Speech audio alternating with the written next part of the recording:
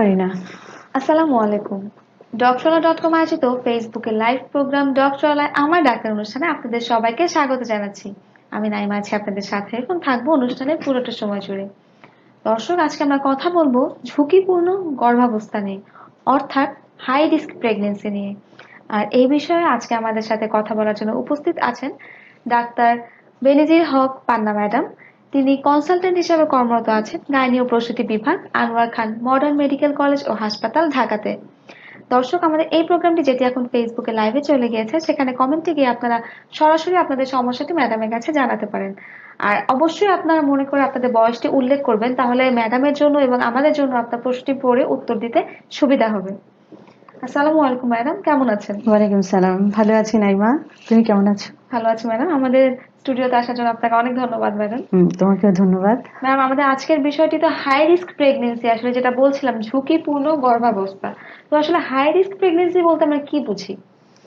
High risk pregnancy that means ঝুঁকিপূর্ণ গর্ভাবস্থা। প্রতিটা প্রেগনেন্সি কিন্তু কম বেশি ঝুঁকিপূর্ণ। তার মধ্যেও 20 থেকে 30% প্রেগনেন্সি আছে যা কিনা ঝুঁকিপূর্ণ গর্ভাবস্থা হিসেবে আমরা বলে থাকি। তো এটা প্রেগনেন্সি তার সাথে এমন কিছু রিস্ক ফ্যাক্টর থাকবে যা কিনা মা এবং গর্ভস্থ সন্তানের জন্য কিছুটা বিপজ্জনক বা ঝুঁকিপূর্ণ। সেই জন্য এই প্রেগনেন্সিটাকে আমরা হাই রিস্ক প্রেগনেন্সি বা ঝুঁকিপূর্ণ গর্ভাবস্থা বলে থাকি। জি ম্যাম। ম্যাম, তো কোন কন্ডিশনগুলো আসলে এই হাই রিস্ক প্রেগনেন্সির মধ্যে পড়বে? কন্ডিশন এটা আসলে ব্রড হেডিং এ অনেকটা বড় জিনিস। তো আমরা যদি পেশেন্ট প্রোফাইল থেকে স্টার্ট করি, পেশেন্ট প্রোফাইল দেখা যায় যে কিছু কিছু প্রেগনেন্সি হচ্ছে খুব এইজড 30-35 ইয়ার্স বা কিছু প্রেগনেন্সি হয়ে যাচ্ছে বিলো 16, ওটাকে আমরা হাই রিস্ক প্রেগনেন্সি বলবো। ওজন কম বেশি, তারপর অনেক পেশেন্ট আছে যে আগে হয়তো অনেক দিন ইনফার্টিলিটি ছিল, এখন প্রেগনেন্সি হয়েছে, বা আগের প্রেগনেন্সি গুলো মিসক্যারেজ হয়ে যাচ্ছিল, এবার প্রেগনেন্সিটা কন্টিনিউ হচ্ছে। হ্যাঁ, এটা বা প্রথম প্রেগনেন্সিটাই তার 30-র পরে হলো, এই প্রেগনেন্সি, এটা হচ্ছে পেশেন্ট প্রোফাইল বললাম আমি। আর আরো কিছু আছে, যেমন আমরা যদি রিপ্রোডাক্টিভ হিস্ট্রিটা দিই, তার যেমন কিছু কিছু পেশেন্টের আছে আগের প্রেগনেন্সিতে হয়তো তার 2টা বা 3টা মিসক্যারেজ, টাইমের আগে ডেলিভারি হয়ে গেছে, যেটাকে আমরা প্রি টার্ম লেবার বলি। তারপরে হয়তো ডেট ওভার হয়ে গেছে 1 সপ্তাহ বা 2 সপ্তাহ পোস্ট ডেটেড। হ্যাঁ, তারপর 2টা বা 3টা সিজার হয়েছে, বা প্রিভিয়াস প্রেগনেন্সিতে ডেলিভারির পরবর্তী সময়, আই মিন পোস্টপার্টাম পিরিয়ড যেটাকে বলি, ওই সময় একটা কমপ্লিকেশন ডেভেলপ করেছে, ওই প্রেগনেন্সিগুলোকেও আমরা হাই রিস্ক প্রেগনেন্সি বলবো। প্রিভিয়াস যদি কোনো সার্জিক্যাল হিস্ট্রি থাকে, লাইক মায়োমেক্টমি, তারপর ভিভিএফ রিপেয়ার হয়েছে বা কমপ্লিট পেরিনিয়াল টিয়ার রিপেয়ার হয়েছে, এগুলোকে আমরা হাই রিস্ক বলবো। ওই হিস্ট্রিটা যদি তার থাকে, তাহলে এবারের প্রেগন্যান্সিটাকে আমি হাই রিস্ক প্রেগন্যান্সি বলবো। হিস্ট্রিটাকেই মেইনলি ইম্পর্টেন্স দিতে হবে, হিস্ট্রি থেকেই আপনারা আসলে হাই রিস্কটাকে আইডেন্টিফাই করব। ম্যাম, তো এই যে যেটা বলছিলেন, স্ক্রিনিং কিভাবে করছেন আপনারা এই ঝুঁকিপূর্ণ মাদেরকে? স্ক্রিনিং আমাদের অবস্টেট্রিক ডিপার্টমেন্টে একটা পেশেন্ট যখন প্রথম প্রেগন্যান্সি হয়, 12 থেকে 16 সপ্তাহের মধ্যে আমরা ফার্স্ট টাইম ভিজিটে আসতে বলি আমাদের কাছে। 12 থেকে 16 সপ্তাহ, বা এটাকে বুকিং ভিজিট বলি।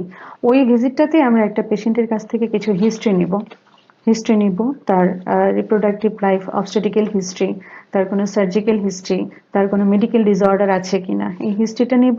অ্যাট এ টাইম তাকে আমরা কিছু এক্সামিনেশন করব, তার হাইট, ওয়েট, তারপর প্রেগনেন্সিতে আমরা তো অ্যাবডোমিনাল এক্সামিনেশন করি।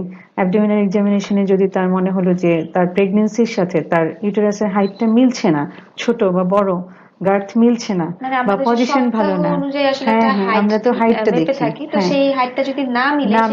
তখনও মনে হবে যে না, কিছু সমস্যা আছে। আর বেসলাইন কিছু ইনভেস্টিগেশন করি আমরা প্রথমেই, যখন বুকিং ভিজিটে আসে আমরা কিছু বেসলাইন ইনভেস্টিগেশন করে থাকি। Blood group, haemoglobin percentage, random blood sugar. Already আমি যে 3টা কথা বললাম সেখান থেকেও কিন্তু আমি হাই রিস্ক আইডেন্টিফাই করতে পারি। একটা পেশেন্টের যদি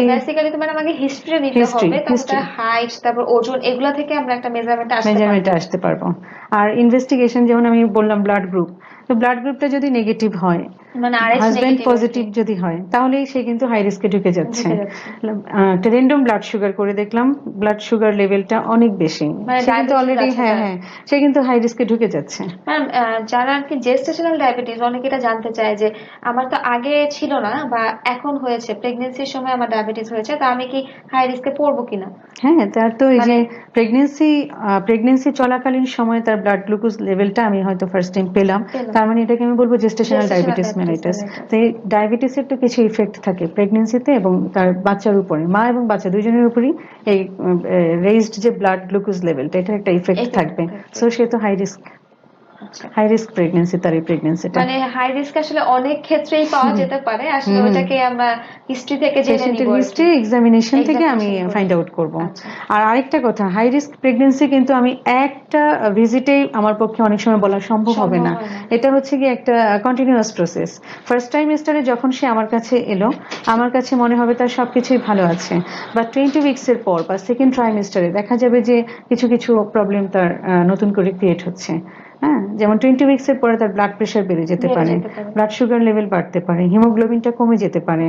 হ্যাঁ, তারপরে যদি প্লাসেন্টার লোকেশন ঠিক মতো না হয় হেমোরেজ হতে পারে। সো হাই রিস্কটা আমি প্রথম একটা বা দুইটা ভিজিটে বলতে পারবো না, আচ্ছা এটা কন্টিনিউয়াস প্রসেস, আমি এটাকে রিস্ক অ্যাপ্রোচ করবো আর কি, আস্তে আস্তে ডায়াগনোসিস করবো। আচ্ছা।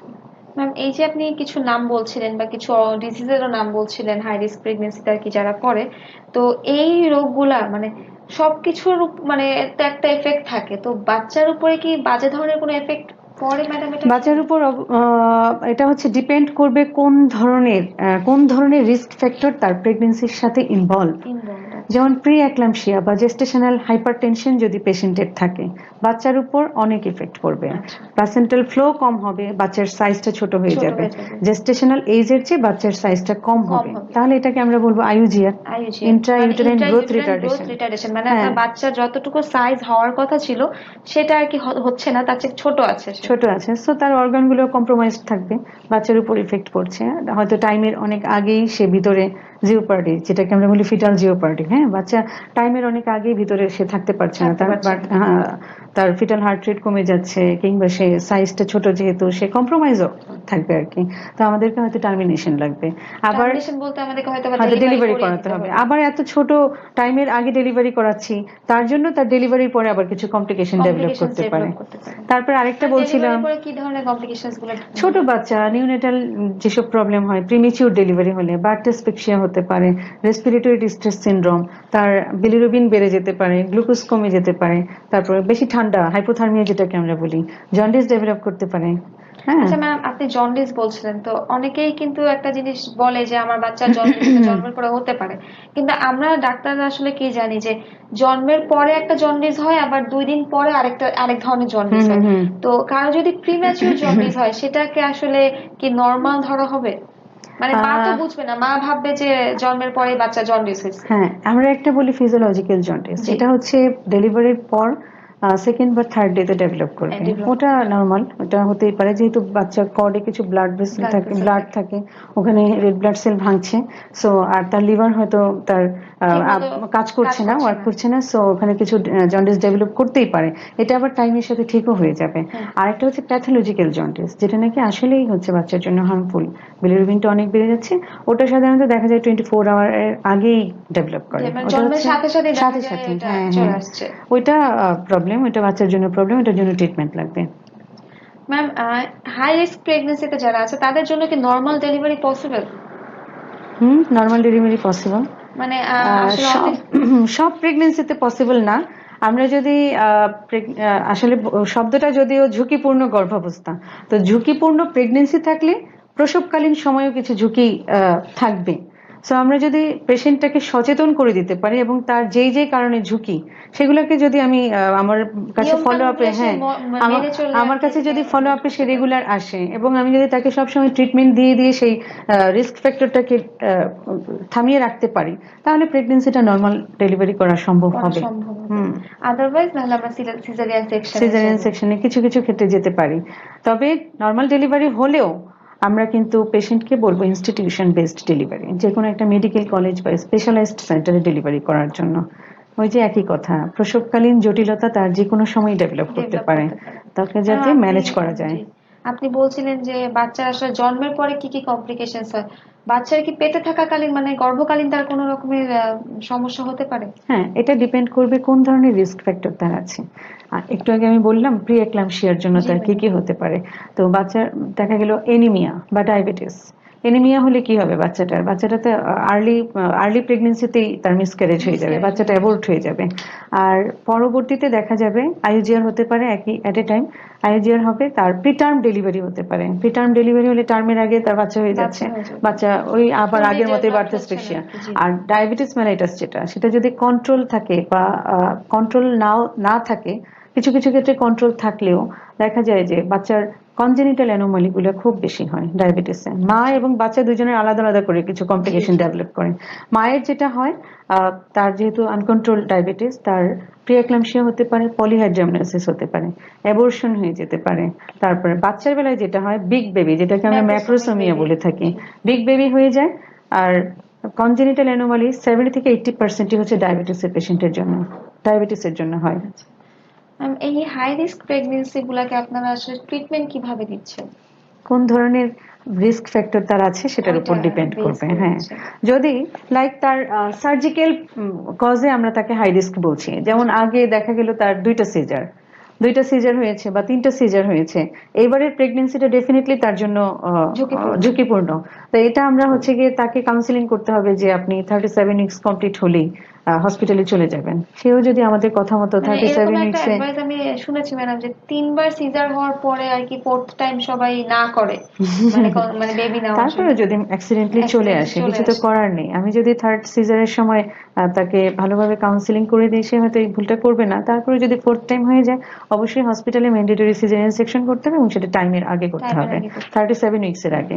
আর যে কোনো সময় যদি তার আগের সিজারটা পেইন ফিল করে, সে ব্যথা অনুভব করে, সাথে সাথে তার ডাক্তারের সাথে কাছে সাথে যেতে হবে। হসপিটালে চলে যেতে হবে। আচ্ছা ম্যাডাম, নর্মাল প্রেগন্যান্সি নিয়ে যদি আমরা একটু কথা বলি, যে নর্মাল প্রেগন্যান্সির সময় আমরা জানি যে অ্যান্টিন্যাটাল ভিজিট মানে হচ্ছে যেটা গর্ভকালীন অবস্থায় ডাক্তারের কাছে যে ভিজিট গুলো দিতে হয়, হুম সেটা হুম। আসলে কয়টা হওয়া উচিত, মানে মিনিমাম কয়টা হওয়া উচিত? মিনিমাম 4টা ভিজিট হতে হবে। অ্যাকর্ডিং টু ডব্লিউএইচও আমরা 4টা ভিজিট মিনিমাম, মানে সব পেশেন্টের জন্যই আমরা ম্যান্ডেটরি বলি। সেটা হচ্ছে ফার্স্ট ভিজিটটা হবে 12 থেকে 16 উইকসের ভিতর, মানে 3 থেকে 4 মাসের ভিতর। জি। সেকেন্ড ভিজিট হবে 28 থেকে 32 weeks. 32 weeks. Third visit 36 week, that thirty means six 9 month যখন চলবে। আরেকটা হবে ইডিটিতে, ইডিটির সময় একটা ভিজিট হবে। আচ্ছা। আর ম্যাডাম, যারা গ্রামে গঞ্জে থাকে আর কি, তারা তো অনেকেই আসলে হাই রিস্ক প্রেগন্যান্সি সম্পর্কে জানে না। হুম তো হুম। তাদের জন্য আসলে আপনারা স্ক্রিনিংটা কিভাবে করেন? তাদের জন্য আসলে আমাদের ডেলিভারি কিন্তু এখনো 80%ই গ্রামে হয়, গ্রামে তাই হয়, না? জি। গ্রামে হচ্ছে 80% না, গ্রামে হোম হোম ডেলিভারি। ডেলিভারিটা 80% হচ্ছে। আর হসপিটাল শহরে তো অন্যরকম অবস্থা, সবাই ডেলিভারিটাকে, নর্মাল ডেলিভারিটাকে এখন মোটামুটি অ্যাভয়েডই করতে চায়। অ্যাভয়েড করতে চাই। কিন্তু গ্রামের মানুষ যারা, নর্মাল ডেলিভারি এখন বেশি হচ্ছে এবং সেগুলো কন্ডাক্ট করছে কারা? দায়ী যারা, দায়ী দায়রা। শ্রেণীর মানুষজন। আচ্ছা, ডেলিভারির ব্যাপারটা আমি পরে যাচ্ছি, কিন্তু তারা যখন গ্রামের যারা মা আছেন, যারা প্রেগনেন্সি হচ্ছে, তো গ্রামের মায়েদের সবাই কিন্তু ডক্টরের কাছে আসে না। তারা মনে করে এটা একটা ফিজিওলজিক্যাল, মানে নর্মাল একটা নর্মাল ব্যাপার, ব্যাপার। এটা অ্যাজ ইউজুয়াল ডেলিভারি হবে। কিন্তু আমাদের এখন যে জিনিসগুলো হয়, যে FWA, যে কি ফ্যামিলি ওয়েলফেয়ার, যেটা অ্যাসিস্ট্যান্ট, তারপরে হচ্ছে ভিজিটর, ওরা কিন্তু বাড়িতে বাড়িতে গিয়ে এই প্রেগনেন্ট লেডিদের ভিজিট করে তার ব্লাড প্রেশার দেখবে, হিস্ট্রি নিবে, ডেলিভারি ডেট, একটা সম্ভাব্য ডেট দিবে, কিছু প্রয়োজনীয় মেডিকেশন দিয়ে মেডিকেশন আসে। দিবে, জি। তো তাদেরকে যদি আমরা একটু স্কিলড করে দেই, ওরা কিন্তু রিস্ক ফ্যাক্টরটাকে আইডেন্টিফাই করতে পারবে, তাই না? কারণ রিস্ক ফ্যাক্টর তো আমাদের বডিতেই। সে যদি দেখে পেশেন্ট একটু পেল হয়ে গেছে, এনিমিক, তাহলে তো সে বুঝতে পারবে যে তোমার রক্ত স্বল্পতা আছে, তুমি একটু ভালো ডাক্তারের কাছে যাও, তাই না? সে তো এটা বলবে। তো আমরা ওদেরকে যদি একটু স্কিলড করে মানে দিতে পারি, আসলে যেটা আমরা বলি স্কিলড বার্থ অ্যাটেন্ডেন্ট বা ওটা হ্যাঁ, ট্রেন্ড বার্থ ডেলিভারির সময় ট্রেন অ্যাটেন্ডেন্ট, বার্থ, জি। হ্যাঁ। তো যখন প্রেগনেন্সি পিরিয়ডে ওরা একটু ফলো আপ করতে পারে, এবং মায়েদেরও একটু সচেতন হতে হবে সচেতন হতে যে হবে। আমার কেন খারাপ লাগছে, আমার কেন ঘাড় ব্যথা হচ্ছে, ঘাড় ব্যথা আমার কেন হচ্ছে। আমি দুর্বল হয়ে যাচ্ছি কেন, বা ব্লিডিং হয় কেন, তাই না? জি। সে মাও যদি একটু সচেতন হয়, তাহলে ইজিলি হাই রিস্ক প্রেগনেন্সি গুলোকে আইডেন্টিফাই করা যাবে। আমাদের ফেসবুক অনেক কমেন্ট আসছে, আমরা একটু কমেন্ট গুলো নিয়ে আসছি। মেহেদি হাসান লিখেছেন, আসলে প্রেগনেন্সি কনসিভ করার মানে আসলে বাচ্চা কনসিভ করার কতদিন পরে হাসপাতালে বা নিজেদের চেক করা উচিত প্রেগনেন্সি টেস্টটা? প্রেগনেন্সি টেস্ট এটা হচ্ছে লাস্ট যে মেনস্ট্রুয়াল পিরিয়ডটা, হ্যাঁ, একটা মেয়ে যেদিন লাস্ট পিরিয়ড হয় সেদিন থেকে আবার সম্ভাব্য যেদিন পিরিয়ড হওয়ার কথা ওই ডেটটার 7 দিন পর সে টেস্টটা প্রেগনেন্সি করতে টেস্ট পারবে। করবে। আচ্ছা ম্যাম, এরপর মোহাম্মদ আলম লিখেছেন ওনার প্রথম ছেলে হয়, তার জন্মগতভাবে গলায় একটা ছিদ্র থাকে, এটা খাদ্যনালীর সাথে সম্পর্ক থাকে। আহ, ওনার ডাক্তার দেখাতে ঢাকায় এসেছেন, অপারেশন করিয়েছে 1 বছর বয়সে। হুম। এখন বাচ্চা ভালো আছে, কিন্তু ওনার প্রশ্ন হচ্ছে ওনার এখন আরেকটা মেয়ে হয়, তারও সেম সমস্যা, গলায় জন্মগতভাবে একটা ছিদ্র আছে।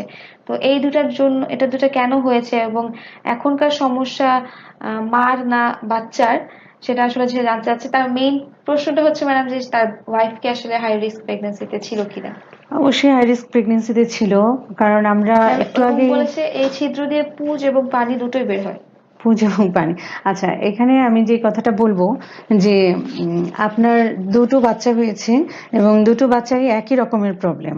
আমরা একটু আগে আলোচনা করছিলাম যে যার বডিতে, যে পেশেন্টের প্রেগনেন্সিতে ডায়াবেটিস থাকে, আনকন্ট্রোল থাকে, বা প্রেগনেন্সির আগে থেকেই ডায়াবেটিস ছিল, ওই পেশেন্টগুলোর কিন্তু কনজেনিটাল অ্যানোমালিটা অনেক বেশি হয়। আপনি যেটা বলছেন ইসোফেজিয়াল ফিস্টুলা, আমার যেটা মনে হচ্ছে ইসোফেজিয়াল ফিস্টুলা, তো এটা কিন্তু ডায়াবেটিক পেশেন্টের হয়।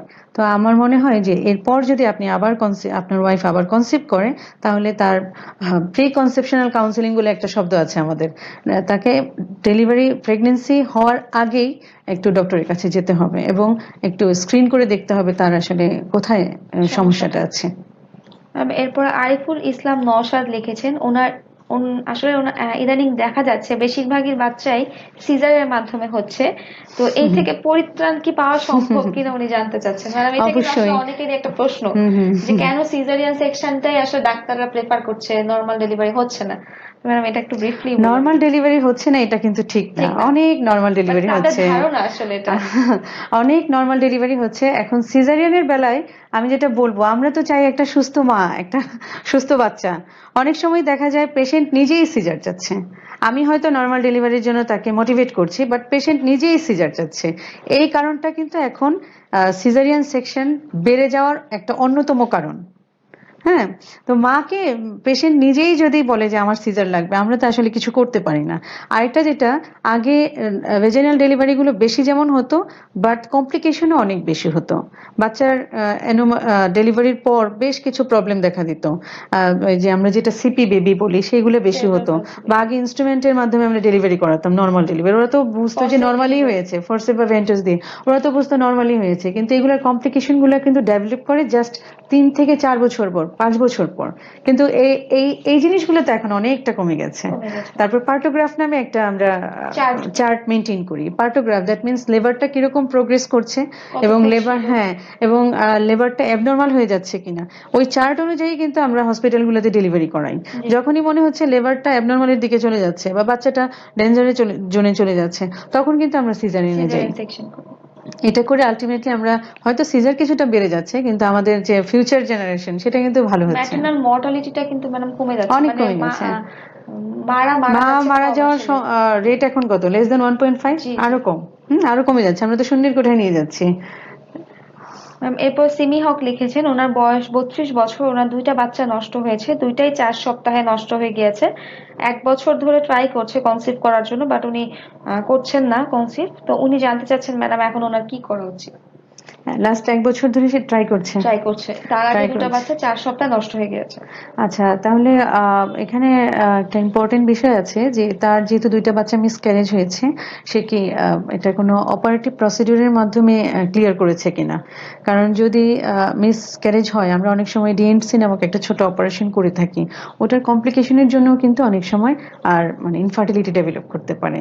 তো আমার মনে হয় আপনার একটু নিকটস্থ হাসপাতালে যাওয়া উচিত এবং একটু ব্রড হেডিং এ তার কিছু ইনভেস্টিগেশন করতে হবে। ইনভেস্টিগেশন করা উচিত। এবং যেহেতু দুইটা মিসক্যারেজ হয়েছে, আপনার স্ক্রিনিংও লাগবে, স্ক্রিনিংও মানে লাগবে। ভালো একজন ডাক্তারের শরণাপন্ন হয়ে আপনি যদি আপনার পরীক্ষা নিরীক্ষাগুলো করাতে পারেন, তাহলে হয়তো বা আপনার সমস্যাটা বের হয়ে যাবে, তখন আপনি আপনার কনসেপশনের জন্য এগিয়ে যেতে পারবেন। ম্যাম, এরপর লাবণী খানম লিখেছেন ম্যাডাম, ঠিক কতদিন পর প্রেগনেন্সি টেস্ট করা যায়। ওনার পিরিয়ডের ডেট ছিল 4 তারিখ, বাট এখনো হয়নি। তো ওনার কি এখন প্রেগনেন্সি টেস্ট করা ঠিক হবে কিনা। প্রেগনেন্সি টেস্ট করা যেতে পারে, বাট যেহেতু 4 তারিখ পিরিয়ড ছিল, 11, আজকে 12, 9 তারিখ। 11 বা 12 এর পর যদি সে টেস্ট করে এবং মর্নিং স্যাম্পল নিয়ে ইউরিন টেস্ট করে, তাহলে হয়তো একটা রেজাল্ট ভালো পাওয়া যাবে।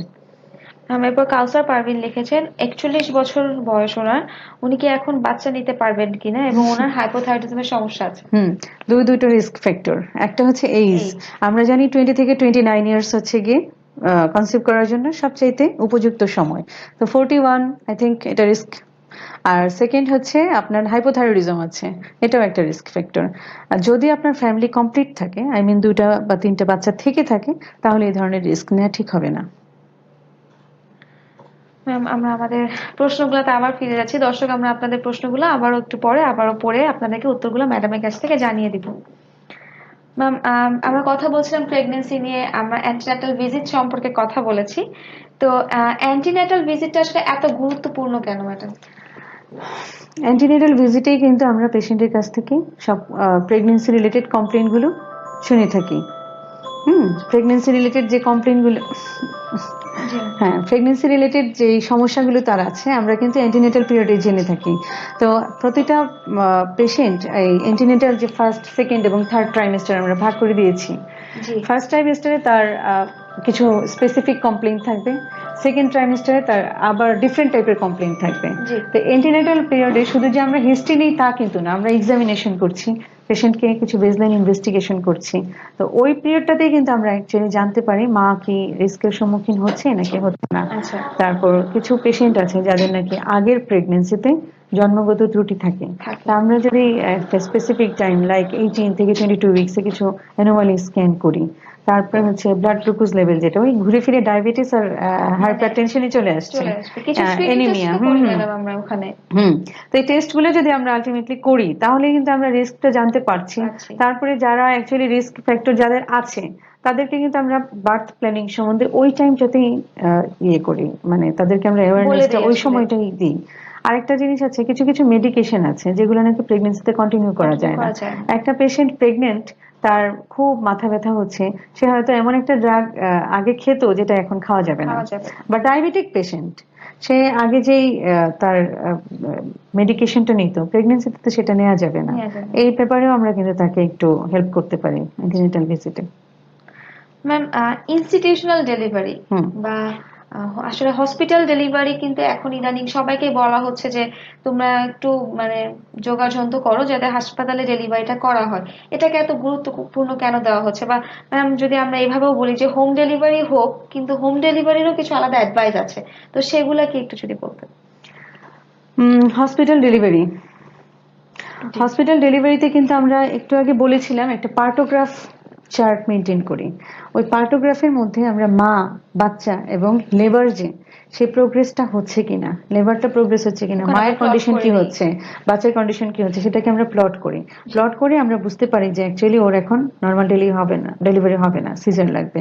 তো বাড়িতে যদি সে থাকে, বাড়িতে যদি সে ডেলিভারিটা কন্ডাক্ট করতে চায়, এই ধরনের কেউ নেই তো যে ওর ডেলিভারিটা হচ্ছে নাকি হ্যাঁ। হচ্ছে না এটাকে ফলো আপ করবে, করার মতো ট্রেন্ড পার্সন নেই, প্রথম কথা। দ্বিতীয় কথা হচ্ছে, বাড়ি থেকে হসপিটালে আসতে যে সময়টুকু লাগছে, ওই সময়টুকুতে তো মা কিংবা বাচ্চা দুজনই খারাপ হয়ে যেতে পারে, জি। তাই না? জি। তারপর হসপিটালে সে আসলো, আসার পরেই যে সে একটা ইমিডিয়েট একটা ম্যানেজমেন্ট পাবে, তা কিন্তু না। তা কিন্তু না। তা কিন্তু না। মানে আগে থেকে তাকে আগে আর কি থেকে, হ্যাঁ, ওভাবে প্রিপারেশন নিয়ে রাখতে প্রিপারেশন নিয়ে হবে। রাখতে হবে। তো এই জন্য আমি বলি যে হসপিটাল ডেলিভারিটা ভালো, মা এবং বাচ্চা দুজনের জন্যই সুবিধা আর কি। সুবিধা হচ্ছে। আর বাড়িতে ডেলিভারি হবে না, করা যাবে না তাও কিন্তু না। বাড়িতে ডেলিভারি করার জন্য এখন অনেক স্কিল, যে এসবিএ যেটা আমরা বলি স্কিল বার্থ স্কিল অ্যাটেন্ডেন্ট, বার্তা। ওরা কিন্তু এখন বাড়ি বাড়ি গিয়ে ডেলিভারি করে। জি। এবং ওই ক্ষেত্রে আমার অ্যাডভাইসটা হচ্ছে, বাড়িতে ডেলিভারি করতে পারেন, বাট আপনি হসপিটালে একটু কমিউনিকেশন রাখতে হবে যে যোগাযোগ আমি করে বাড়িতে রাখতে হবে। ট্রাই করছি, বাট যে কোনো সময় ইমার্জেন্সি হলে আমাকে আমি আসতে চলে হতে আসবো, পারে। আসতে হতে পারে। আমি যেন ট্রান্সপোর্ট রেডি সার্ভিসটা রাখতে পাই। পারি, ট্রান্সপোর্ট রেডি রাখতে পারি। তারপর ব্লাড ট্লাড দিতে হলে এরকম মানে মানুষ আমি প্রিপারেশন নিয়ে রাখতে রেডি হবে আর রাখতে কি। পারি। সো বাড়িতে ডেলিভারি যে মানে করা যাবে না তা না, পারবে, বাট ইনস্টিটিউশনাল ডেলিভারিটা হলে ভালো হয়। ভালো হয়। আমরা আবারও ফেসবুকে কমেন্ট নিচ্ছি। জনি মাসুদ লিখেছেন ম্যাডামের নাম্বারটা দেওয়া যেতে পারে কিনা, উনি সিঙ্গাপুর থেকে কথা বলবেন। জনি মাসুদ, আপনাকে বলছি আমাদের ডক্টরলার মাধ্যমে আমাদের যে হেল্পলাইনটি আছে 16484, এই নাম্বারে কল করে আপনারা ম্যাডামের অ্যাপয়েন্টমেন্ট নিতে পারবেন বা ম্যাডামের সাথে যোগাযোগ করার মাধ্যম ওরাই আপনাকে দেখিয়ে দিবে।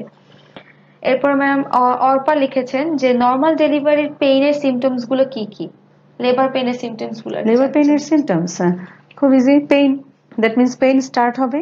পেইনটা হবে নর্মাল ডেলিভারির যে পেইনটা হয় ইউজুয়ালি 37 উইক্সের পর হবে। আর হচ্ছে পেইনটা লোয়ার অ্যাবডোমেনে হবে। পেইনের সাথে সাথে ইউটেরাস যেটা জরায়ুটা শক্ত হয়ে যাবে। জি। পেইনটা ব্যাকে রেডিয়েটস করবে, পিছন দিকে রেডিয়েট করবে, থাইয়ে রেডিয়েট করবে। আর পেইনের সাথে সাথে আমরা যেটা দেখবো যে একটু ব্লাড স্টেইন ডিসচার্জ থাকতে পারে, যেটাকে আমরা শো বলে থাকি। জি। ব্লাড স্টেইন ডিসচার্জ থাকবে। আর অন্য পেইনের সাথে এই পেইনটার পার্থক্য এখানেই যে আমি যদি কোনো মেডিকেশন নেই তাহলে কিন্তু লেবার পেইনটা কমবে না। এটা টাইমের সাথে সাথে এটার ইন্টেন্সিটি, ফ্রিকোয়েন্সি এবং ডিউরেশন সব বাড়তে থাকবে। ম্যাম এরকম একটা কথা আছে যে সবচেয়ে বেশি ব্যথা হচ্ছে লেবার পেইন লেবার এবং পেইন। দাঁতের ব্যথা, এই দুইটা জিনিস। হ্যাঁ, হ্যাঁ। এরপর ম্যাডাম আব্দুর রাজ্জাক লিখেছেন ওনার ওয়াইফের মিসক্যারেজ হয়, দেখা যায় 7 থেকে 10 দিনের মাথায় গিয়ে বাচ্চাগুলা মিসক্যারেজ হয়ে যায়, এটার কারণ কি হতে পারে উনি জানতে চাচ্ছেন। অ্যাবর্শন, মিসক্যারেজ মানে অ্যাবর্শন। অ্যাবর্শনের অনেকগুলো কজ থাকতে পারে। এর মধ্যে প্রথম কজ যেটা, আহ, তার যদি কোনো মেডিকেল ডিসঅর্ডার থাকে, আগে থেকে ডায়াবেটিস, প্রেশারের কথা বলে নিলাম, এনিমিয়া যদি থাকে, তারপরে হরমোনাল ডেফিসিয়েন্সি, যেমন তার আমরা যেটা বলি প্রজেস্টেরন হরমোন প্রেগনেন্সিটাকে কন্টিনিউ করে, বা লুটিয়াল হরমোন, এগুলো যদি কম থাকে বডিতে, হাইপোথাইরয়েডিজমের পেশেন্টেরও কিন্তু মিসক্যারেজ হয়। হয়, তারপরে হচ্ছে ইনফার্টিলিটিও তো ডেভেলপ আর করে অনেক ক্ষেত্রে। অ্যাবর্শনের সবচেয়ে ইম্পর্টেন্ট কজ হচ্ছে গিয়ে ক্রোমোজোমাল ক্রোমোসোমাল অ্যাবনর্মালিটি। অ্যাবনর্মালিটি। তার যে বাচ্চার যদি জন্মগত কোনো ত্রুটি থেকে থাকে, সেই বাচ্চাকে প্রকৃতি আগেই অ্যাবর্ট করে দেয়। তা আমার মনে হয় যে মানে ওনার যেহেতু একদম ফার্স্ট টাইমিস্টারে জাস্ট মানে সাত ডেটটা, থেকে দশ হ্যাঁ, দিন 7 থেকে 10 দিনের মধ্যে এটা আমার ধারণা হচ্ছে একটু সাপোর্টের দরকার আছে। তার তার এন্ডোক্রাইনোলজিক্যাল অথবা ক্রোমোজোমাল অ্যানোমালিটা আছে, একটু ফলো আপ করা উচিত। মানে একটা ডাক্তারের শরণাপন্ন হয়ে আপনার আসলে দেখানো স্ক্রিন উচিত করতে বা হবে, স্ক্রিন করা স্ক্রিন উচিত। করতে হবে। ম্যাম এরপরে স্বপ্নমিতা পপি লিখেছেন ওনার এখন 21 উইক চলছে প্রেগনেন্সি, হুম। ওনার সাবমিউকোজাল ফাইব্রয়েড আছে এবং উনি এটার জন্য প্যারিনক্স 20 ইনজেকশন নিচ্ছে, ওনার এখন কি রকমের সতর্ক থাকা উচিত উনি একটু জানতে চাচ্ছেন। হুম। সাবমিউকাস ফাইব্রয়েড, তার সাথে হচ্ছে গিয়ে প্রেগনেন্সি, 21 উইক্স প্রেগনেন্সি। ফাইব্রয়েডের সাইজটা এখানে খুব ইম্পর্টেন্ট। যদি খুব ছোট টাইপের ফাইব্রয়েড থাকে সেটার জন্য কিন্তু প্রেগনেন্সিতে কোনো সমস্যা হবে না। আর আমি মনে করছি না আপনার খুব বড় ফাইব্রয়েড, কারণ বড় ফাইব্রয়েড থাকলে কিন্তু আলটিমেটলি আপনার প্রেগনেন্সি হতো না। ছোট ফাইব্রয়েড এখন আপাতত এটা মাথা থেকে সরিয়ে দিতে হবে। আপনার ডক্টর, নিশ্চয়ই কোনো ডক্টরের ফলো আপে আছেন, আপনাকে ফলো আপ করতে হবে রেগুলার। যেটা বলছিলাম, ফাইব্রয়েডের সাথে যদি প্রেগনেন্সি থাকে কিছু কিছু কমপ্লিকেশন হতে পারে, সেটা এখন না, আরো পরে হবে। বাচ্চার গ্রোথ ভিতরে রিটার্ডেড হতে পারে। তারপরে হচ্ছে বাচ্চা মেল প্রেজেন্টেশন বা মেল পজিশন থাকতে পারে। বাচ্চার যে পজিশনটা ফাইব্রয়েডের জন্য ঠিক মতো নাও থাকতে পারে। টার্মের আগে ডেলিভারি হয়ে পেইনটা উঠে যেতে প্রিম্যাচুর পারে, হতে প্রিটার্ম পারে। ডেলিভারি আমরা যেটাকে বলি। আর রেড ডিজেনারেশন যেটা কমন ফাইব্রয়েডে, ওটা সাধারণত সাবমিউকাস ফাইব্রয়েডে হয় না, হয় আচ্ছা। না।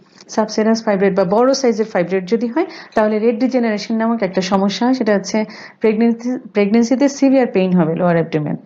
তা আমরা আপনাকে ভয় দেখাবো না, আমরা বলবো যদি ফাইব্রয়েডের সাইজটা খুব ছোট হয় তাহলে এটা নিয়ে আপনি টেনশন করবেন না। ম্যাম এরপর নাভিরা কবির লিখেছেন ওনার বয়স 37 বছর, 5 বছরের একটা ছেলে আছে, গত 1.5 বছর ধরে সে কনসিভ করা ট্রাই করছে বাট হচ্ছে না, কেন হচ্ছে না এবং কি ধরনের কমপ্লিকেশন তার হতে পারে একটু জানতে চাচ্ছেন। জানতে চাচ্ছেন 1.5 বছর আগে একটা বাচ্চা হয়েছে? ম্যাম ওনার বয়স 37 বছর, আচ্ছা। 5 বছরের একটা ছেলে আছে, হুম, হুম। মানে এখন মানে এখন সে আর কি তার লাস্ট 1.5 বছর ধরে কনসিভ করার চেষ্টা করছে, হচ্ছে করছে, না। এটাকে আমরা বলবো সেকেন্ডারি সাবফার্টিলিটি। মানে যার একটা বাচ্চা থাকে তারপর প্রেগনেন্সি হচ্ছে না, ওটাকে আমরা সেকেন্ডারি সাবফার্টিলিটি বলি। যার প্রধান কারণ হচ্ছে ইনফেকশন, পেলভিক ইনফ্ল্যামেটরি ডিজিজ অথবা এন্ডোমেট্রিওসিস। তো আপনি তো এখন আমার কাছ থেকে অনেক দূরে, অনেক কিছু জানতে হবে, জেনে আপনাকে আমার বলতে হবে কেন আপনার এখন প্রেগনেন্সিটা হচ্ছে না। মেইন কারণ আমি বলে দিলাম যে এমন কি হয়েছিল কিনা আপনার এর মধ্যে কোনো ইনফেকশন হয়েছে, পেলভিক ইনফেকশন যেটাকে আমরা বলি, বা এন্ডোমেট্রিওসিস। যে এন্ডোমেট্রিওসিসটা আমরা বুঝতে পারি মেনস্ট্রুয়েশনের সময় সিভিয়ার পেইন হয়, সেটার জন্য হতে পারে। আর 37 ইয়ার্সে ইউজুয়ালি ওভারিয়ান রিজার্ভ কমে না। তো আমার মনে হয় একটু নিকটস্থ ডক্টরের কাছে গিয়ে আপনি পরামর্শ একটু নিতে পারেন। পরামর্শ নিতে পারেন। ম্যাম এরপর বিপাশা রাশেদ লিখেছেন কত উইকসে বেবি কমপ্লিটলি ম্যাচিউর হয়। 30 কত কত কি কোয়েশ্চেনটা? উইকসে, মানে কত সপ্তাহে বাচ্চা বাচ্চার সম্পূর্ণ বাচ্চার ম্যাচিউর হয়? লাংস যেটা ফুসফুস সেটা ডেভেলপ করে যায় 34 উইক্সে, 8.5 মাসে। কিন্তু আমরা টার্ম বলবো মানে কোন সময় ডেলিভারি হলে বাচ্চার কোনো সমস্যা হবে না আমাদের দেশের প্রেক্ষাপটে, সেটা হচ্ছে 37 উইক্স। আচ্ছা ম্যাম, অনেকেই জানতে চাচ্ছেন আসলে আমার দর্শকদের মধ্যে যে নর্মাল ডেলিভারি কিভাবে করা হয়, মানে এটার জন্য কি আসলে কোনো প্রিপারেশন নিতে হয় কিনা? নর্মাল ডেলিভারি করতে চাইলে আগে মেন্টালি স্ট্রং হতে হবে। অনেক মা, আমাদের এখনকার মায়েদের যেটা দেখা যায়, ডেলিভারির পেইন উঠলো, সারা প্রেগনেন্সিতে বললো আমি নর্মাল ডেলিভারি চাচ্ছি, যে লেবার পেইনটা স্টার্ট হলো আমি কি বলবো, আমার আমার আগেই পেশেন্ট বলছে যে আমি এখন আর এটা টলারেট করতে পারবো না। সো মেন্টাল সাপোর্টটা খুব জরুরি। মেন্টাল সাপোর্ট থাকতে হবে, পেইনটাকে একটু টলারেট করতে হবে, কারণ এটা একটা লম্বা সময়ের ব্যাপার। প্রথম বাচ্চা হলে তো মোটামুটি 10-12 ঘন্টার ব্যাপার, তাই না? প্রথম বাচ্চা হলে ন্যূনতম 8 ঘন্টা লাগবে। সেকেন্ড বাচ্চাগুলো যদিও আরেকটু কম টাইমে হয়, কিন্তু এই যে 8 থেকে 10 ঘন্টা পেইনটাকে টলারেট করতে হবে। আর পেইনটা কিন্তু সময়ের সাথে সাথে আরো বাড়বে বাচ্চা যত নিচে নামবে। এটা তো একটা মেকানিজমের মাধ্যমে, একটা পেলভিস থেকে ছোট্ট একটা বাচ্চা আস্তে আস্তে ঘুরে ঘুরে ঘুরে ঘুরে ডেলিভারি হয়। তো ব্যথা আস্তে আস্তে আরো বাড়ে। তো এটা যদি টলারেট করতে পারে, আমার মনে হয় যে নর্মাল ডেলিভারি করা যাবে। করা যাবে। ম্যাম, তানজিনা আরিফ লিখেছেন ওনার 34 সপ্তাহ চলছে প্রেগনেন্সির, মাঝে মাঝেই তার ব্যথা উঠে এবং ব্যথাটা থেমে যায়, এটা কেন? এটা ফলস পেইন হতে পারে 34 উইক্সের পর বা 36 উইকের পর। প্রথম বাচ্চা, প্রথম ম্যাম, বাচ্চা প্রথম বাচ্চা। প্রথম বাচ্চা 34 বা 36 উইকের পর থেকে বাচ্চাটা আস্তে আস্তে নিচেই নামতে থাকে। বাচ্চা তো প্রথমে একটু ফ্লোটিং পজিশনে থাকে, তারপরে যখন আস্তে আস্তে জরায়ু সার্ভিক্স যেটাকে বলে আমরা ইনভেস্টমেন্ট হয়, আস্তে আস্তে বাচ্চা নিচে নামে, তখন হচ্ছে একটু ফলস পেইন হয়। তবে এই পেইনটার ক্রাইটেরিয়া এরকম যে একটা মেডিকেশন নিব, আমি একটা ট্যাবলেট খাবো বা ইনজেকশন নিব, ব্যথাটা কমে যাবে। এটা ভয় পাওয়ার কিছু নেই, আপনার ভবিষ্যতে নর্মাল ডেলিভারি হবে, সেজন্যই হয়তো ব্যথা হচ্ছে। ম্যাম, এরপরে ফারজানা রহমান লিখেছেন ওনার বয়স 28 বছর, উনি একজন স্কুল টিচার। ওনার প্রশ্নটা আসলে খুব সুন্দর ম্যাডাম, উনি জানতে চাচ্ছেন যে আসলে লিভ কিভাবে নেওয়া উচিত, ম্যাটারনাল লিভটা কিভাবে নেওয়া উচিত? ম্যাটারনাল লিভটা, এটা তো এখন মনে হয় 6 মাস ম্যাটারনাল লিভ। জি ম্যাম। ম্যাটারনাল লিভটা এখন 6 মাস। তো লিভ কিভাবে নিব? এক এক প্রতিষ্ঠানের লিভের সিস্টেমটা এক এক রকম। কোনো জায়গায় মনে হয় 36 উইকের পর, কোনো জায়গায় 34, মানে 1.5 মাস আগে থেকে লিভ দেয়। ইউজুয়ালি যেটা আমরা ইউজুয়ালি দেখে থাকি, 34 উইক্সের পরেই পেশেন্ট লিভ নিতে চায়, এবং 6 মাস পর্যন্ত। তো এক্ষেত্রে যদি একটু আপনাদের প্রতিষ্ঠানগুলো একটু ফ্লেক্সিবল হয়, একটু শেষের দিকে মনে হয় লিভটা নিলে ভালো। নিলে ভালো। কারণ কি, বোরিং লাগবে প্রথমত, যে একটা চাকরিজীবী মা বাসায় বসে থাকছে তার বোরিং লাগবে। দ্বিতীয়ত হচ্ছে গিয়ে পরের সময়টা বাচ্চাটাকে বেশি দেয়া যায়। বেশি দিয়েছে। এখন তো আমি হসপিটালে আসছি বা আমি এখন চাকরি করছি, আমার সাথেই আছে আমার বেবি। বাট ডেলিভারির পর বাচ্চাটাকে যদি আপনি 5 থেকে 6 মাস পর্যন্ত অ্যাবসোলিউট ব্রেস্ট ফিড করাতে চান বা যত্ন নিতে চান, তাহলে হচ্ছে গিয়ে পরে লিভটা ছুটিটা আসলে নেওয়া একটু আসলে পরে ভালো। নিলে ভালো হয়। ম্যাম, এরপরে A B M Osman Rasel উনিও একটা সুন্দর প্রশ্ন করেছেন যে আসলে সিজার একবার হওয়ার পর কত বছর পর নেক্সট বেবিটা নেওয়া যায়? 2 থেকে 3 বছর, তবে কমপক্ষে 2 বছর। 2 বছর। 3 বছর পর পর বার্থ স্পেসিংটা হচ্ছে 3 বছর হলে ভালো হয়, তবে অ্যাটলিস্ট 2 ইয়ার পর্যন্ত আমরা একটু স্পেস দিব। ততদিনে মায়ের যে জেনারেল কন্ডিশন আছে বা এই যে যে বেবিটা হয়েছে, বাচ্চাটা একটু বড় হয়ে গেল। ম্যাম, এরপর নাজমা আক্তার লিখেছেন ওনার সেকেন্ড প্রেগনেন্সির সময় ওনার 32 উইকস প্লাস ছিল হুম। এবং ওনার প্রেশার ছিল তখন ওই সময়ই, তাই তখনই প্রিটার্ম বেবি হয়ে গিয়েছিল। এখন নেক্সট প্রেগনেন্সিতেও কি ওনার এরকম প্রেশার আর্লি চলে আসবে কিনা, এটা উনি জানতে চাচ্ছেন। আমরা জানি যে একটা পেশেন্টের যদি একবার প্রেগনেন্সিতে ব্লাড প্রেশার বেড়ে যায়, সেকেন্ড টাইম সেটা হওয়ার সম্ভাবনা অনেক বেশি থাকে। মানে একবার যদি সে ব্লাড প্রেশার, যেটা জেস্টেশনাল হাইপারটেনশন, একবার যদি হয়, একবার প্রথম ফার্স্ট টাইম প্রেগনেন্সিতে, সেকেন্ড টাইম সেটা হওয়ার চান্স অনেক বেশি থাকে। তো আপনার যেহেতু প্রথমবার প্রেগনেন্সি, 32 উইক্সে ডেলিভারি মানে টার্মিনেশন করতে হয়েছে, আপনাকে সেকেন্ড টাইম প্রেগনেন্সিতে অবশ্যই প্রথম থেকেই ডক্টরের কাছে থাকতে হবে, এবং ব্লাড প্রেশারটা যাতে কন্ট্রোল করে করে রাখা যায়, আপ টু 34 বা 36 উইক পর্যন্ত নেওয়া যায়, সেজন্য আপনাকে প্রথম থেকেই ডক্টরের কাছে থাকতে হবে। থাকতে হবে। ম্যাম, এরপরে বিথি নীলা জিজ্ঞেস করেছেন যে ওনার বয়স ওনার এখন 36 সপ্তাহ প্রেগনেন্সি চলছে, উনি কি এখন ডাক্তারের কাছে গিয়ে নিজে থেকে সিজার করানোর জন্য বলতে পারবে কিনা? দেখো, ঘুরে ফিরে কিন্তু আমাদের কথাই সিজারই আসলো। চলে আসলো। আর সিজারটা এখনই চাচ্ছেন, 36 উইকে সিজার করা উচিত না। যদি আপনি আপনি নিজে থেকে যে সিজারটা চাচ্ছেন, এটা হচ্ছে গিয়ে, এটাকে বলা হয় ইলেকটিভ সিজারিয়ান সেকশন। অন্তত বাচ্চাটাকে তো পুরোপুরি ম্যাচিউরড হতে হবে। 37-38 উইক্সের পর আপনি ইলেকটিভ সিজারটা করাতে পারবেন, 36 বেশি আর্লি হয়ে যায়। এরপরে নীলাদ্রি সাহা লিখেছেন ওনার একটা ওভারি নেই, তাতে কি বাচ্চা নিতে সমস্যা হবে কিনা? আমরা জানি দুইটা ওভারি বাচ্চা হওয়ার জন্য জরুরি। একটা ওভারি থেকে যদি একটা ওভাম আসে, নেক্সট সাইকেলে আরেকটা ওভারি থেকে আরেকটা ওভাম আসে। একটা ওভারি নেই মানে 50% চান্স তো কমে যাচ্ছে। তারপরেও আরেকটা যেই ওভারিটা রয়েছে ওটা থেকেও কিন্তু প্রেগনেন্সি হতে পারে, হবে, ভয় পাওয়ার কিছু নেই। মোয়াজ্জেম হোসেন আপনি জানতে চাচ্ছেন দ্বিতীয় বাচ্চা কত বছর পরে নেওয়া উচিত? প্রথম বাচ্চার পরে ম্যাডাম এটার উত্তর বলেছেন যে আসলে 2 থেকে 3 বছরের, মিনিমাম 2 বছরের একটা গ্যাপ আসলে রাখা উচিত। ম্যাম এরপর এনায়া খান জায়নাব লিখেছেন ওনার ফার্স্ট বেবিটা যখন 7 মাস বয়স, তখন হচ্ছে মানে যখন গর্ভকালীন 7 মাস, তখন তার ডায়াবেটিস হয়েছিল। এখন আবার নেক্সট বেবি কনসিভ করলে কি ওনার আবারও সে ডায়াবেটিস হওয়ার চান্স আছে কিনা? অবশ্যই আছে। তো ফার্স্ট টাইম যেহেতু গ্লুকোজ বেশি ছিল, মানে জেস্টেশনাল ডায়াবেটিস মেলাইটাস ছিল, সেকেন্ড টাইম হওয়ার চান্স আছে, অনেক বেশি চান্স। ম্যাম সাদিয়া রশিদ লিখেছেন সবার তো 8 ঘন্টা লাগে না, মানে আর কি হুম সেই হুম লেবার হুম পেইনটার জন্য। হ্যাঁ। হুম। তো অনেকেরই 2 বা 3 ঘন্টার মধ্যেই হয়ে যায়, এটা কি খারাপ কিনা? এটাকে আমরা বলবো প্রিসিপিটেড লেবার। প্রিসিপিটেড লেবার এটা একটা অঙ্কের সূত্রের মতো। প্রতি 1 ঘন্টায় সার্ভিক্স 1 সেন্টিমিটার করে ডাইলেট হবে, এবং আপ টু 10 সেন্টিমিটার যখন হবে তখনই বাচ্চা হবে। যার এরকম 2 ঘন্টা বা 3 ঘন্টায় হয় ওইটাকে আমরা বলবো প্রিসিপিটেড লেবার, মানে টাইমের অনেক আগে ডেলিভারিটা হয়ে যাচ্ছে। সো এটা মা এবং বাচ্চা দুইজনের জন্যই কিন্তু একটু রিস্কি। যে জিনিসটা আস্তে আস্তে ডাইলেট করার কথা সেটা হঠাৎ করে ডাইলেটেশন হলো, এবং বাচ্চা যখন বের হয়ে গেল তখন প্রচুর রক্তপাত হতে পারে, এবং বাচ্চারও কিছু প্রবলেম হতে পারে। আর যেটা প্রিটার্ম ডেলিভারিতে কিন্তু অনেক সময় এত সময় লাগে না, বাচ্চা ছোট, আস্তে আস্তে মানে টাইমের যত হয়ে যায়, সময় লাগা উচিত তার চেয়ে আগে হয়ে যায়। আগে হয়ে যায়। হুম ম্যাম প্রেগনেন্সিতে আমরা জানি যে কিছু কিছু ওয়ার্নিং সাইন্স মানে ব্যানার আকারেও দেওয়া থাকে, আপনারা হুম তো হুম বলেই হুম দেন। হুম। তো সেই ওয়ার্নিং সাইন্স গুলো যদি একটু বলতেন। প্রেগনেন্সিতে প্রেগনেন্সির ওয়ার্নিং সাইনগুলো হচ্ছে রক্তপাত, যে গর্ভকালীন কোনো সময়, ব্লিডিং। হ্যাঁ, যে কোনো ব্লিডিং, সেটা ফার্স্ট সেকেন্ড বা থার্ড ট্রাইমেস্টার, রক্তপাত যদি হয়। 2 নাম্বার হচ্ছে পানি ভেঙে যাওয়া, পানি ভেঙে দেখা গেল কর্ড, আম্বিলিক্যাল কর্ড, হাত বা পা কিছু একটা বের হয়ে যাওয়া। তারপর হচ্ছে যদি খুব জ্বর থাকে, 104-105 ডিগ্রি ফারেনহাইট, এবং জ্বর জ্বর থাকছে। 4 হচ্ছে পেশেন্টের খিঁচুনি, মাথা ব্যথা, প্রচন্ড মাথা ব্যথা হচ্ছে, তার সাথে খিঁচুনি খিচুড়ি হচ্ছে। হচ্ছে। আরেকটা হচ্ছে গিয়ে পেশেন্টের যদি এনিমিয়াটাকে অনেক সময় বলা হয়ে থাকে, এনিমিয়াটা। আর যদি পেশেন্ট লেবারে গেল অথচ 12 থেকে 18 ঘন্টার মধ্যে ডেলিভারি হচ্ছে না, তখন আমরা এটাকে বলবো হচ্ছে গিয়ে ওয়ার্নিং ওয়ার্নিং সাইন। সাইন্স। ধন্যবাদ ম্যাডাম, আশা করছি আপনার কথাগুলো থেকে আমাদের দর্শকরা অনেক উপকৃত হয়েছেন। ম্যাম শেষে এসে যদি আমাদের ডক্টরের উদ্দেশ্যে কিছু বলতেন। ও, এটা তো খুব ভালো একটা মিডিয়া, খুব ভালো। এর মাধ্যমে আসলে অনেকে কানেক্টেড। আমাদের এখনো আমি জানি যে 80% ডেলিভারি গ্রামে হোম ডেলিভারি হচ্ছে। তো ওরা হয়তো ডক্টরের ফেসিলিটিসটা পাচ্ছে না। হ্যাঁ, ডক্টরের ফেসিলিটিসটা পাচ্ছে না।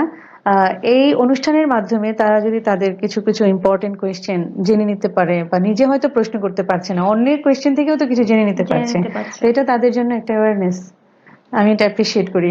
ধন্যবাদ ম্যাডাম। দর্শক দেখতে দেখতে আজকে আমার অনুষ্ঠানের শেষ পর্যায়ে চলে এসেছি। আপনারা জানেন ডক্টরওয়ালা.কম বাংলাদেশের প্রথম অনলাইন ও কল সেন্টার ভিত্তিক ডক্টরস অ্যাপয়েন্টমেন্ট সার্ভিস। আমাদের সাথে দেশ জুড়ে রেজিস্টারকৃত ডাক্তারদের অ্যাপয়েন্টমেন্ট পেতে আপনারা কল করতে পারেন 16484 এই নম্বরে, অথবা ভিজিট করতে পারেন www.doctorala.com এই ঠিকানায়। আশা করছি সবাই ভালো থাকবেন, সুস্থ থাকবেন এবং নিয়মিত ডক্টরওয়ালার সাথেই থাকবেন। আল্লাহ হাফেজ।